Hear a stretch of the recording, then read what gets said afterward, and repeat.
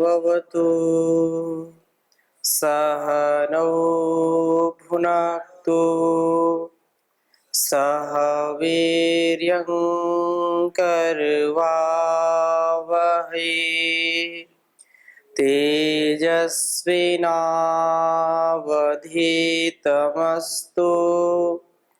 मा विद्विषावहै। ओम शांति शांति शांति।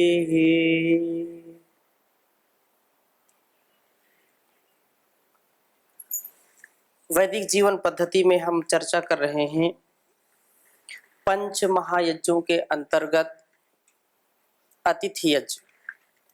यद्यपि अतिथि यज्ञ में काफी हमने पीछे चर्चा कर ली थी। पिछली कक्षा में ताऊ जी ने एक प्रश्न पूछा था कि अतिथि हम किसको माने, अतिथि को कितने दिन एक स्थान पर निवास करना चाहिए। तो संदर्भ में थोड़ी सी चर्चा करके फिर हम अगले यज्ञ की चर्चा करेंगे। और चूंकि क्रम तो अतिथि यज्ञ का हमने पहले ले लिया है और जो यज्ञ हमको आगे जैसे बलि वैश्वदेव यज्ञ है उसका प्रकरण कब मिलता है, तो इस दृष्टि से हमने इसको बाद में लिया है। अतिथि यज्ञ में जैसा आपका प्रश्न था, तो धर्मशास्त्र मनुस्मृति में इसके विषय में कहा कि अतिथि को कितने दिन रुकना चाहिए, उसका लक्षण क्या है। तो संदर्भ में कहा एक रात्रम तो न्यूसन अतिथिर ब्राह्मण स्मृतः अनित्यम ही स्थितो यस्मात् तस्मात् अतिथिर इति उच्यते।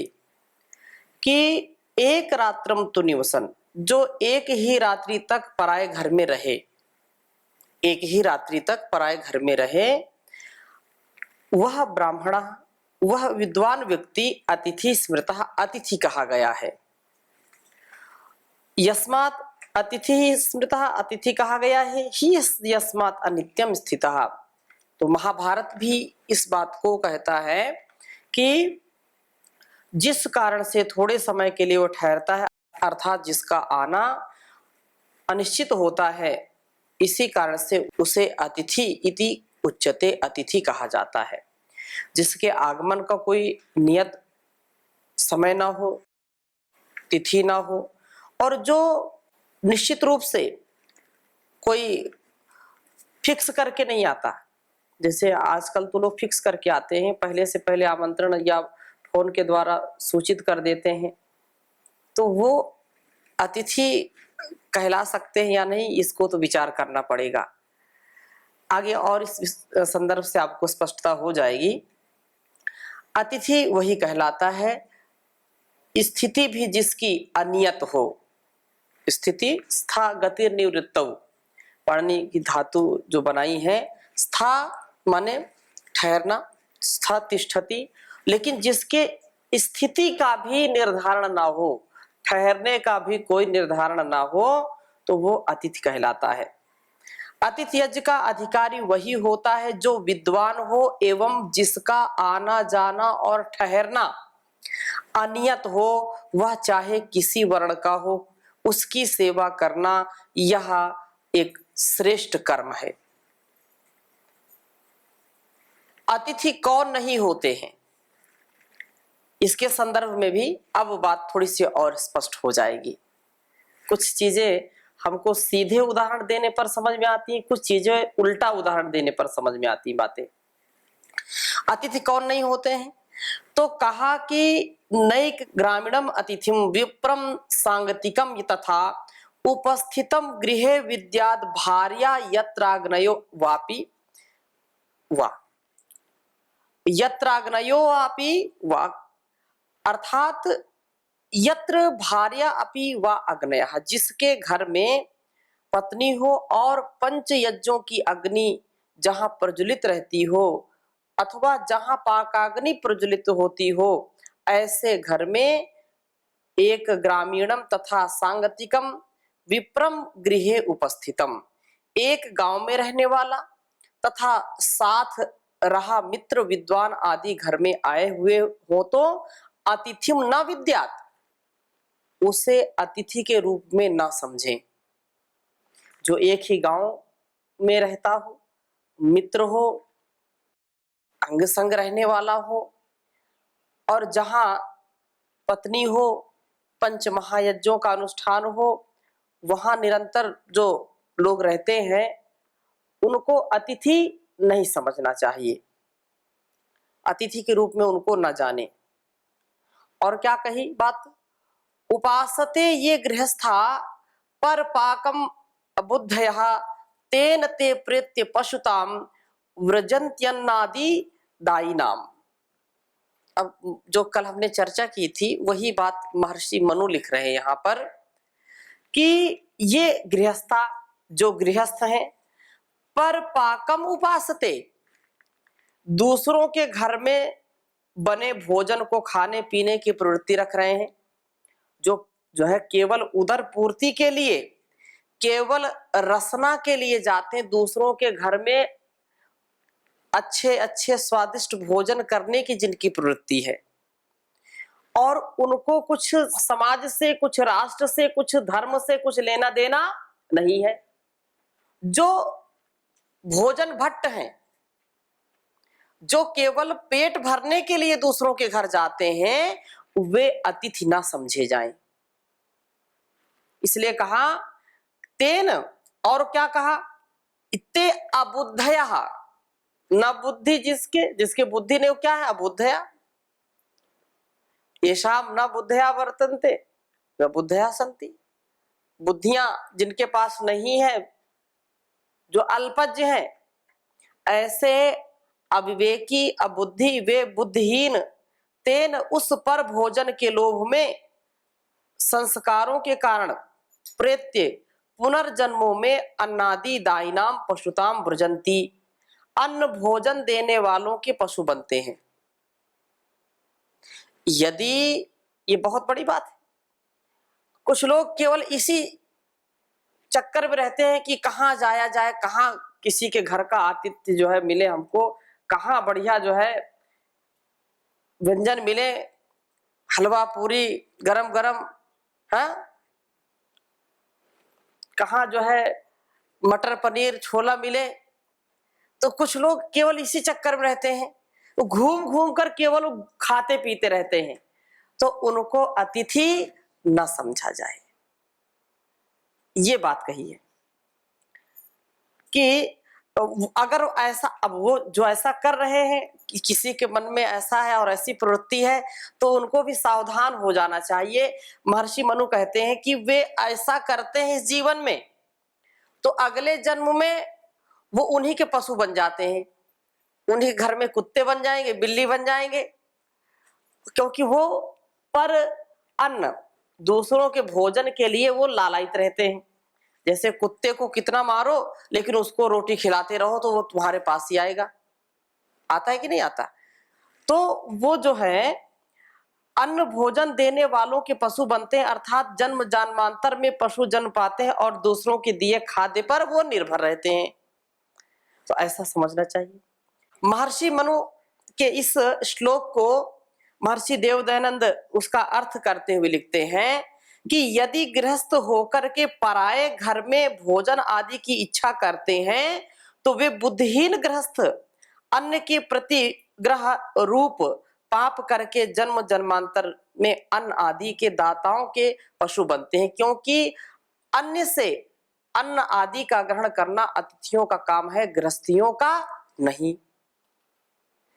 विवेकपूर्ण बात है कि जब एक गृहस्थी है, अपने घर का वो भरण पोषण कर रहा है स्वयं गृहस्थी होकर के, यदि पर अन्न, दूसरे के अन्न में उसका मन लगा हुआ है तो समझो उसका जन्म निरर्थक है, क्योंकि वो तो देने वाला है ना, अन्नदाता है, वो अतिथियों का भरण पोषण करने वाला है और स्वयं दूसरों के जो है भोजन की कामना करता है कि घूम घूम करके केवल खाता पीता है, तो वो अच्छा गृहस्थी नहीं माना जाता है और लोक में भी उसकी बड़ी निंदा होती है।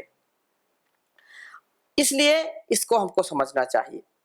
और अगली बात क्या कही, जो लालच में, लोभ के वशीभूत होकर के यही मानते रहते हैं कि अपनी बचत हो जाए और दूसरों के यहाँ खाने का अवसर मिल जाए। हाँ, दूसरों के यहाँ जाएं और भरपेट खाएं, अपने यहाँ 2 ही रोटी से काम चल जाता है, लेकिन दूसरों के यहाँ यदि आतिथ्य मिल जाए तो फिर आने दो, घंटी बज रही आने दो। कुछ ऐसे लोग, और कहीं आजकल तो बड़ी स्थिति खराब कि अगर कहीं भोजन का निमंत्रण मिल जाए कि कहीं जो है निमंत्रण जाना है, तो 1-2 दिन पहले से लोग थोड़ा थोड़ा कम कर देते हैं घर का, कि थोड़ी सी और जठराग्नि प्रदीप्त हो। तो शाम को जाएंगे और आराम से खूब खाएंगे, जीतव्यम चाहे मर्तव्यम हचक के भोजन कर्तव्यम। हाँ, आने दो। फिर कोई उसमें क्वांटिटी नहीं है, गिनती नहीं है, हाँ, और क्वालिटी मिलना चाहिए बस। तो फिर ऐसे लोग जो है पाप को कमाते हैं। ऐसी प्रवृत्ति से प्रेरित होकर के जो जीवन भर दूसरों के भोजन पर मन रखते हैं, उन्हें परजन्म में पशुत्व प्राप्त होता है, क्योंकि उनमें पशुओं के संस्कार प्रबल प्रभावी हो जाते हैं। जैसे कुत्ते बिल्ली होते हैं तो वो तो दूसरों के ही अन्न पर जो है टिके रहते हैं। वो घर से अतिथि को न लौटाएं, इसके संदर्भ में आपने भी चर्चा सुनी है। और महर्षि मनु भी कहते हैं कि अप्रणोद्योतिथि सायं सूर्योढो ग्रह मेधिना काले प्राप्तस्त्व काले वा नास्य अनस्नन गृहे वसेत। महर्षि मनु कह रहे हैं कि गृह मेधिना, गृहस्थ को चाहिए कि सूर्योढः अतिथि अप्रणोद्य सायंकाल सूर्य अस्त होने के बाद आए हुए किसी भी अतिथि को वापस ना लौटाए। पहले की बात थी, अब तो इतना संसाधन सुलभ हो गया है, लेकिन आतिथ्य यदि मिल रहा है तो आतिथ्य लेने वाला और अतिथि बनाने वाला जो अन्नदाता है वो यथा योग यथा काल विवेक पूर्वक व्यवहार करे। और चाहे कोई भोजन के समय पर आए अथवा असमय पर आए, अस्य गृहे अनस्नन न वसेत, किंतु किसी गृहस्थी के यहाँ कोई अतिथि बिना भोजन के नहीं रहना चाहिए। अतिथि पूजन सुख आयु और यशोदायक है। ना वै स्वयं तदस्नियाद अतिथिम यन्न भोजयेत धन्यम यशस्यम आयुष्यम स्वर्गम व अतिथि पूजनम। कि अतिथि सेवा यश आयु सुख और सौभाग्य वर्धक है।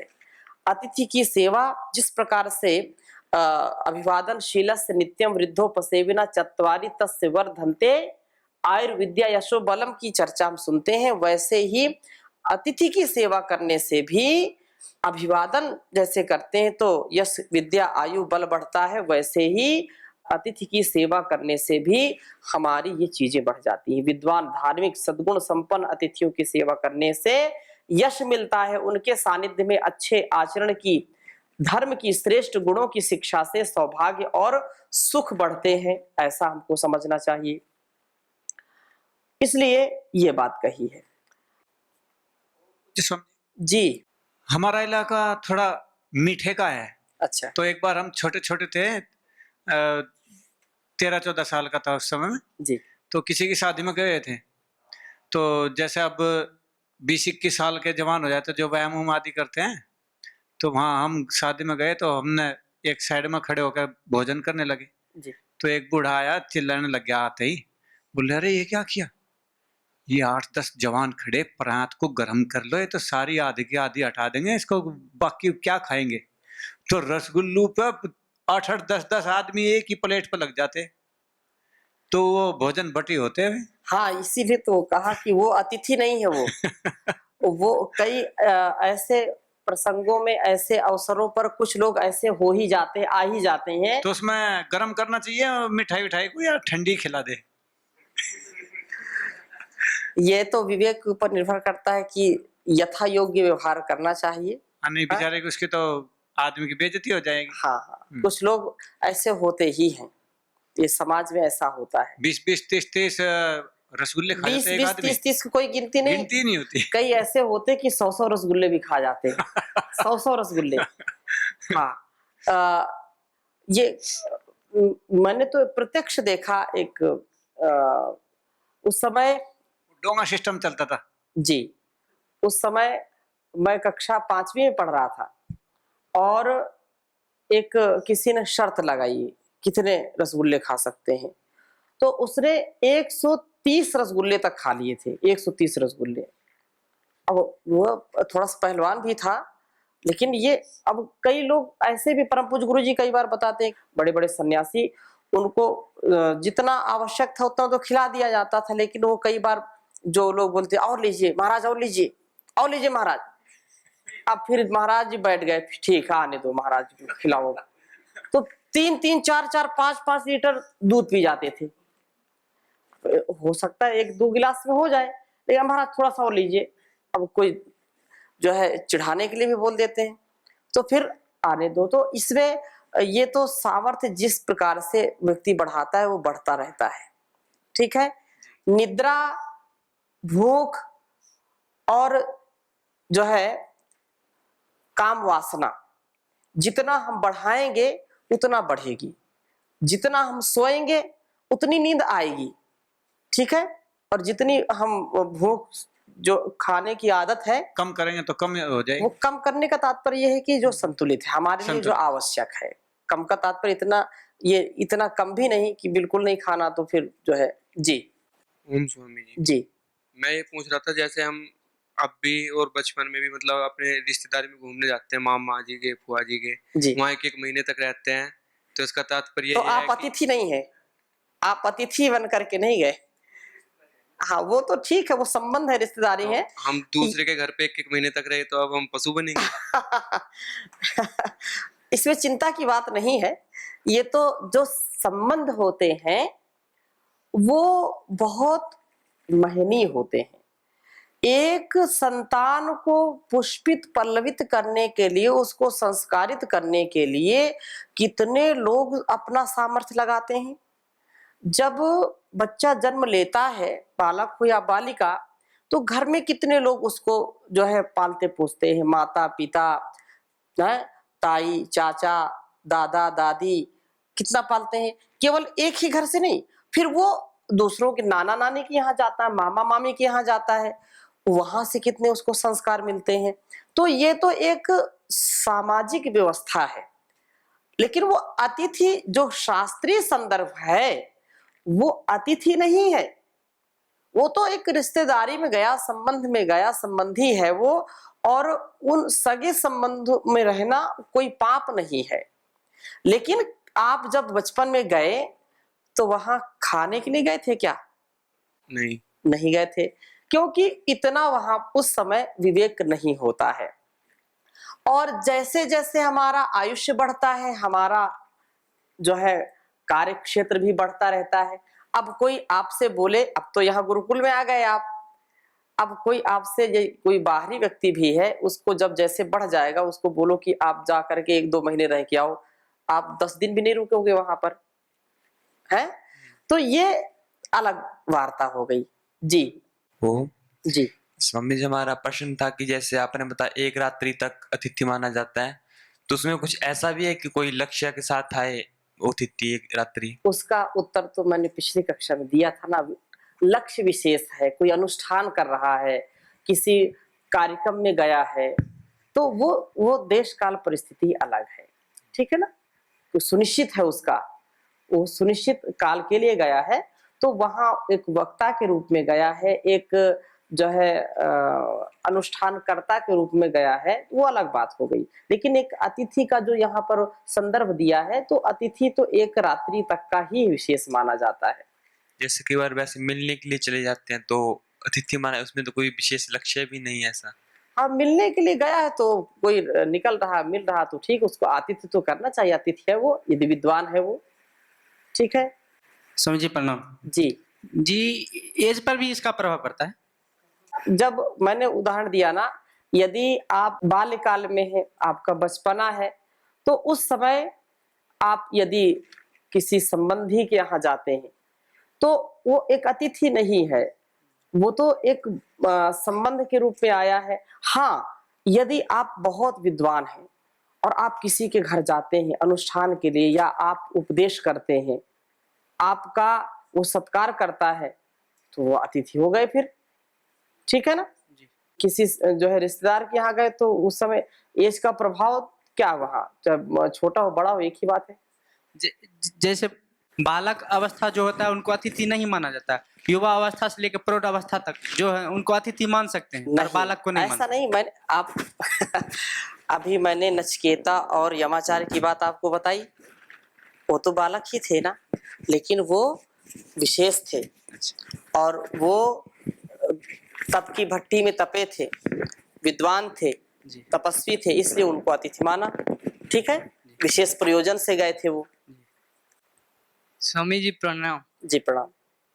एक आदर्श अतिथि कैसे बनेंगे?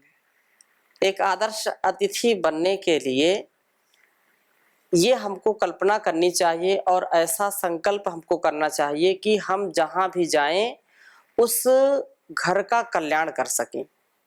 आदर्श अतिथि वही है जिसके घर का वो अतिथि बने, उसके घर में ज्ञान का आदान करा दे, उसके जाने मात्र से उस घर में सुख शांति आनंद का विस्तार हो जाए। एक अच्छा सच्चा अतिथि जब घर जाता है तो जो तोड़फोड़ होती है, जो कई प्रकार से विचारों की या व्यवहारों की असंतुलता होती है, असंतुलन जो होता है वो संतुलन में परिवर्तित हो कर दे, वो अपने व्यवहार से, अपनी वाणी से, अपने ज्ञान के अनुभव से। ठीक है ना? और अतिथि, आदर्श अतिथि वही है जो अपने जीवन को अच्छा जी करके उदाहरण प्रस्तुत करता है, उसका कृतित्व और उसका व्यक्तित्व बहुत महान होता है। इसलिए ऐसा बनेगा तो वो साधारण व्यक्ति भी असाधारण हो जाएगा। और जो भी उसका, जैसे उदाहरण के लिए परम पूज्य स्वामी जी महाराज यदि किसी के घर जाएं तो आप क्या विचार करते हो? वो तो उसका सौभाग्य है ना, सौभाग्य होगा। वो तो पूरा तन मन धन जो भी जो है परम पूज्य स्वामी जी महाराज की सेवा में लगाना चाहे वो लगाने में कोई कसर नहीं छोड़ेगा जी। तो ये ऐसा अतिथि हो। बहुत बचपन में एक गीत मैंने सुना था, अभी उसका स्मरण नहीं है, कि वह संतान सौभाग्यशाली है जिस माता पिता से उसने संस्कार पाया है। अभी जैसे बचपने की बात करें ना, राजा बेटा शिक्षा मेरी भूल कभी ना जाना, जिस घर के तुम अतिथि बनो उस घर को तुम ज्ञान से जगमगाना, राजा बेटा मेरे दूध को कभी न लजाना। ऐसी कुछ उसकी पंक्तियां थी। तो माँ अपने बच्चे को शिक्षा दे रही है। जैसे आप बच्चों की बात करें कि इसमें एज का कोई अंतर है क्या, तो एज में भी हम छोटे भी हों तो भी यदि किसी के घर जाएं तो हमारे जाने से उसके घर में सुख शांति और आनंद का आदान करें और वो गौरव महसूस करे कि आज हमारे यहाँ आप आए हैं, हमारे घर में आपने अपने चरणों को रखा, हमारा घर धन्य हो गया। वो सच्चा अतिथि है। अब ऐसा नहीं कि किसी के घर में जाए तो वहां लठ बज जाए, किसी के घर में जाकर के आप तोड़फोड़ कर दें, अशांति पैदा कर दें, तो फिर वो फूट पैदा कर दें, तो वो अतिथि अतिथि नहीं है, वो तो फिर कुछ दूसरा ही है। अब यहीं पर विराम करते हैं। ओम